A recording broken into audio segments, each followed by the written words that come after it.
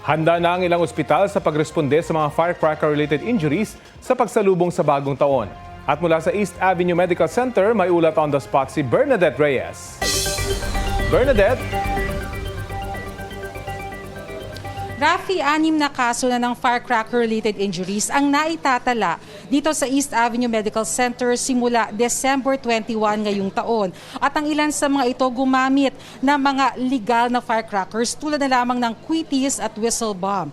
Kahit na mas mababa ang bilang ngayon ng mga firecracker-related injuries, ay tuloy-tuloy ang kahandaan ng ospital at ngayong araw nga ay handa na itong emergency room at trauma center dito sa ospital.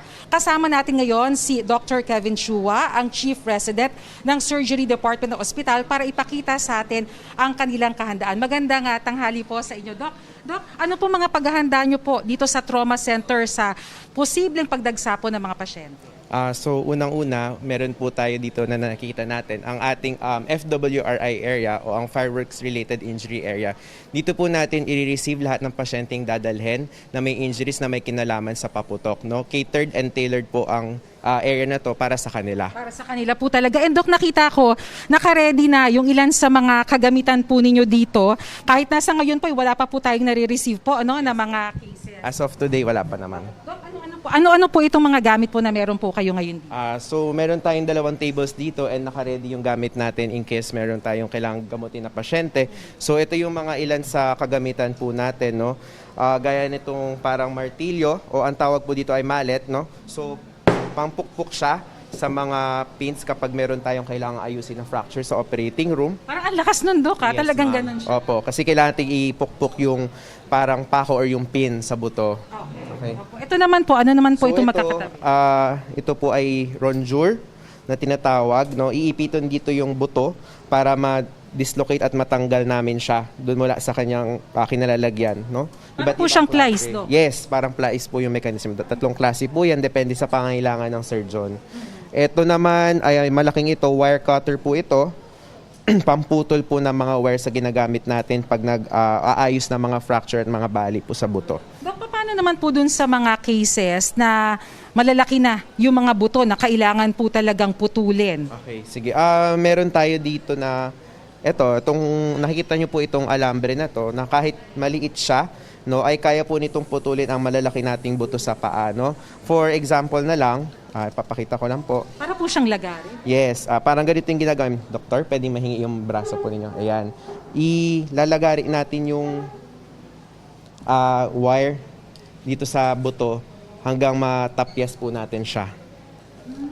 So para talaga siyang handsaw? Yes po, kumbaga. Opo. So ready po yung mga kagamitan nyo dito, Doc. Ang dami pong naka-ready na. And ano naman po itong mga Meron tayong suturing kit na nakahanda na dito sa table para tahiin po ang mga sugat na matatamo ng mga pasyenteng darating dito. And you have 2 tables po here, Doc. Yes, 2 tables po dedicated para sa mga fireworks-related injury. Bakit po, sir? May mga cases ba, Doc, na nagkakasabay yung pagdating ng mga pasyente?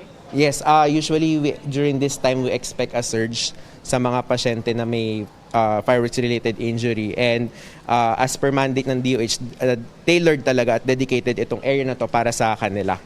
Nabanggit nyo na rin po yung surge ng mga cases. In terms of bed capacity, meron po ba kayo naka-ready talaga ng mga beds for trauma cases? Kasama sa paghahanda ng ospital po ay yung emergency room natin ay ready na po para sa mga darating na pasyente in case lalong tumaas ang mga kaso. And dito sa likod natin, nagdagdag pa kami ng dedicated area and beds para sa mga pasyente na may fireworks-related injury kung kailangan nilang manatili dito sa emergency room para maobserbahan muna kung hindi pa siya pwedeng mapauwi. Doc, ngayon po, ilang oras na lang, salubong na po sa taong 2026. Ano pong naisip pong ibigay na paalala doon po sa mga magpapaputo? Unang-una, sundan natin ang batas, no? Bawal po magpaputok. And pangalawa, ingatan natin ang ating sarili, no? Na hindi natin madala ang mga sarili natin sa ospital upang maiwasan natin ang anumang kalunas at iwasan din natin ang mga injury at hindi natin magamit itong mga instrument na pinakita ko sa inyo. Opo, naway hindi nyo po makita ang inyong mga pasyente ngayong pong pagsalubong sa taong 2026. Maraming salamat po, Doc Kevin Chua. Rafi, ngayon ay nakataas po ang code white sa mga ospital, kabilang na dito sa East Avenue Medical Center. Kaya naman tuloy-tuloy ng on-duty ang mga hospital personnel, kasama na po ang mga nurses at doctors.